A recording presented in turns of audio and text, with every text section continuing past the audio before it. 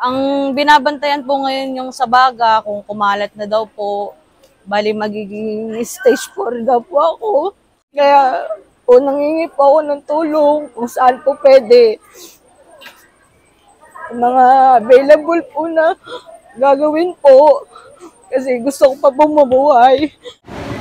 Pwede na mga anak dyan sa mga Super Health Center. Magkakaroon po ng mahigit 600 na Super Health Center sa buong Pilipinas. Yan po isinulong ko rin po. Meron dyan sa mga bundok, sa mga probinsya natin, itinatayo po yung Super Health Center. Kasi gusto ko pong ilapit ang serbisyo medical sa ating mga kababayan para hindi na po mahirapan yung mga kababayan nating mahirap po.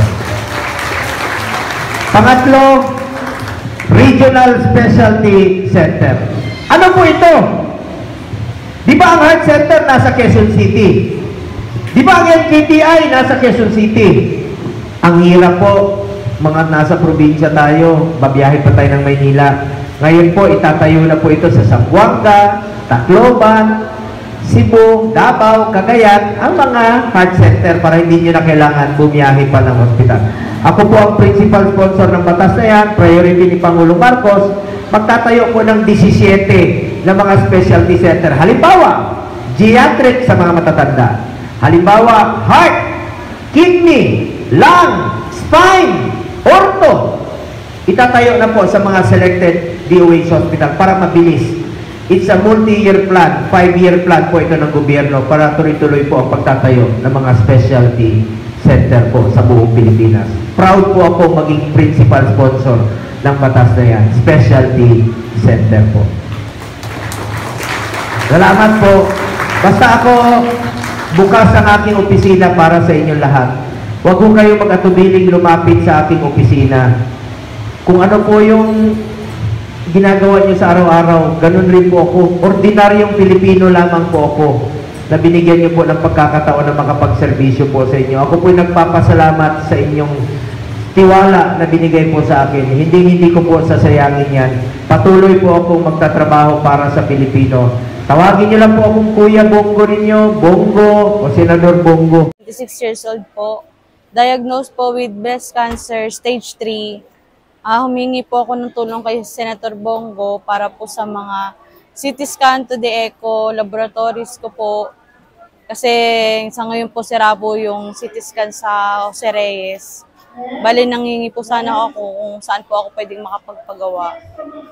Kasi malapit-lapit na po akong matapos. Nasa 7K muna po ako. Bali, kailangan po yung CT scan para po sa operation. Yun po, nahingi po ako ng tulong at agad-agad naman po niya ako pina-assist sa ano niya po, para bigyan po ng tulong. Last year po, October 2023 po, na-diagnose po ako. Stage 3 po. Hindi po. Stage 2 pa lang po nung na-diagnose ako. Bale, January po 2024, umakyat po ako sa stage 3. Kasi nakitaan po ako sa CT scan ko na mayroon daw po akong maliliit na bukol sa baga. Kaya po ako umakyat ng stage 3. Yes po. Ang binabantayan po ngayon yung sa baga, kung kumalat na daw po, bali magiging stage 4 daw po ako. Yun po yung sabi ng doktor sa akin. Sana po hindi. Kaya po nangingi po ako ng tulong kung saan po pwede. Mga available po na gagawin po. Kasi gusto ko pa bumubuhay. Medyo kapos po kasi. Masaya po kasi kahit paano nagkaroon po ako ng pag-asa kasi mga 3 weeks na pa ako na may problema sa CT scan kasi hindi ko po alam kung saan po pwedeng ilapit. Nag-email po ako kung kani-kanino po. Pero wala po. Alam po ng pamilya ko na hindi ko po talaga alam saan ako kukuha ng pan-CT scan. Kaya nagpapasalamat po ako na nangyari to. Siguro po adyan ng Diyos na matutulungan na po ako. Hindi na po ako mahihirapan. Nakita ko po si Senator Bongo, masaya po kasi alam ko po matutulungan po niya ako through malasakit po na kahit po guarantee letter kung maanuan po ako, makakapagpagawa po ako ng CT scan ko. Kasi yun lang po yung problema ko. Last 3 weeks po talaga, kung saan po ako napupunta, mga public hospital po. Ngayon po, masaya po. Kasi alam po, matutulungan na po ako. Nakakatulong po talaga, lalo na yung mga laboratory po, hindi ko po pinaproblema. Kahit nasa hospital po, tiyaga-tiyaga lang po, pumipila, nakakalibre po. 26 po.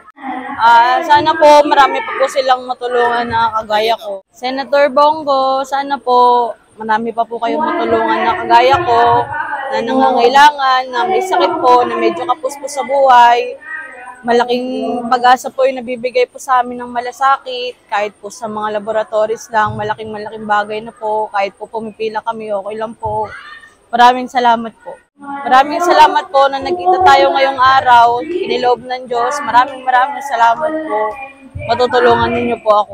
Sa totoo lang po kasi isa rin po ako sa nasunugan. Opo. Kaso hindi po ako napasama kasi renter lang po ako. Hindi po ako napasama sa ano po ngayon.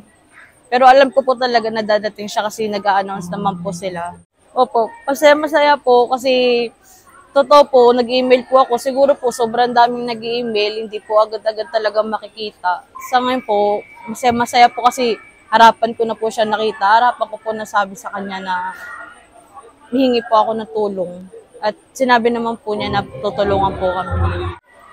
Bali, sa ospital ko na po siya nalaman. Nung pong nag-ano po ako, na pwede po ako lumapit doon sa mga laboratories po. Sa ibang procedure na meron po sa loob ng ospital, doon po, nakakalapit po ako. Yes po, kasi yun po yung inano ko talaga na makahingi po ng tulong. Nagpapasalamat po ako sa Panginoon na nakita ko po si Senator Bongo. Nakaharap ko po siya, nasabi ko po sa kanya yung tulong na gusto ko pong hingin. At nangako po siya sa akin, natutulungan po ako agaran. Siyempre po, hindi po lahat magkakaroon ng ganong pagkakataon, kaya nagpapasalamat po talaga ako. Sa Panginoon po sa unang-una, pangalawa kay Senator Bongo, sa tulong po na ibibigay niya sa amin. Ako po si Mary Nagala. Ako po sa likod yung aming Ako po, isa po akong natulungan sa malasakit, sa Jose Reyes at saka sa orthopedic sa Quezon City. Dahil po doon sa apo ko, na ano po siya, nabalian ng buto dahil po sa basketball. Tinulungan po kami ng malasakit, lumapit po ako kasi wala po kaming pambayad noon.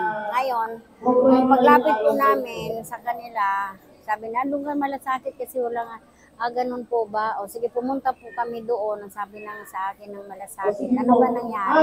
Ganun yun. Tapos sabi po ng malasakit, wala po kayong ni-interview nila ako, tapos wala po kayong babayaran kahit sino. Kaya po, nagpasalamat po ako ng malaki kasi wala po kami binayaran sa malasakit. Malaki pong tulong niya sa amin. Po, sa Jose Reyes po, 2,1 something. Tapos sa orthopedic po naman, 6,900, mga ganun.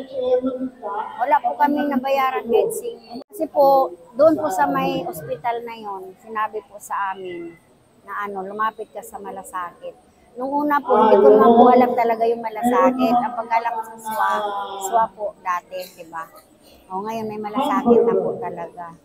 Kaya marami po talaga salamat sa malasakit po. O ngayon ko lang nalaman na si Senator Bongo pala nag-ano sa batas ng malasakit. Kaya salamat na rin kay Senator Bongo. Tsaka sa malasakit po, salamat po talaga. Ano ba kami mensahe ka po kaya Senator po? Ano bang sabihin ko kay Senator? Ang masasabi ko lang po kay Senator Bongo, maraming salamat po sa inyo, Senator. Kung hindi po dahil sa inyo, hindi po kami wala po kami ngayon dito. Malaking tulong po nung ginawa niyo sa amin. Binigyan po kami ng financial assistance po. Tungkol po sa malasakit, sana po God bless po sa iyo, Senator Bongo at sa Malasakit. Kasi kayo po yung pinatupad niyo po na may magkaroon po ng malasakit. Marami pong salamat. Dahil isa po ako doon na natulungan po ninyo. Salamat po talaga. Ako si Daisy Rolyoda. Nagpapatunay lang na totoo pa lang malasakit. Kasi kalalabas pa lang ng anak ko sa ospital eh. Dahil kahit pa paano, yung tulong na malasakit, nakatulong sa kanila. Oh.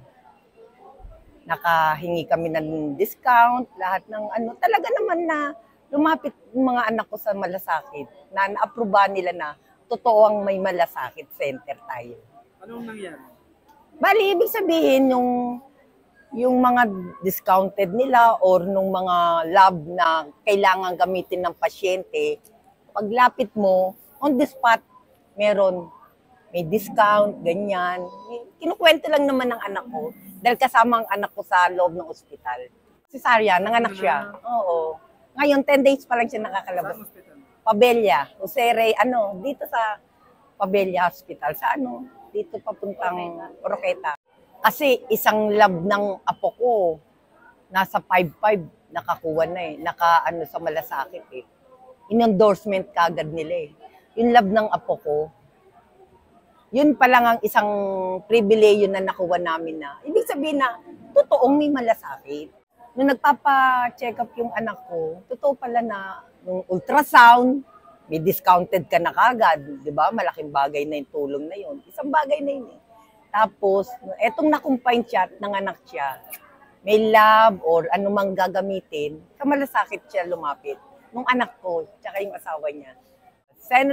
Senator Bongo, thank you sa malasakit na endorsement mo sa mga tao, sa mga katulad naming mahihirap na totoong may malasakit. Ako po si Sheila May Opena. Nalaman ko po yung malasakit nung nagkaroon po ng pneumonia yung baby ko. Sa pinuntan ko pong kasing ospital, yung mga laboratory po doon may bayad. So, nilapit ko po siya sa malasakit. Yun po naging, wala na po akong babayaran. Sino sa magkano man yung pinayaran? Mga babayaran ko siguro, yung saka dugo, may bayad kasi yung urinalysis saka yung pa ng dugo. Mga nasa po siguro, 2.5 ganun. Dugo po saka sa ihi.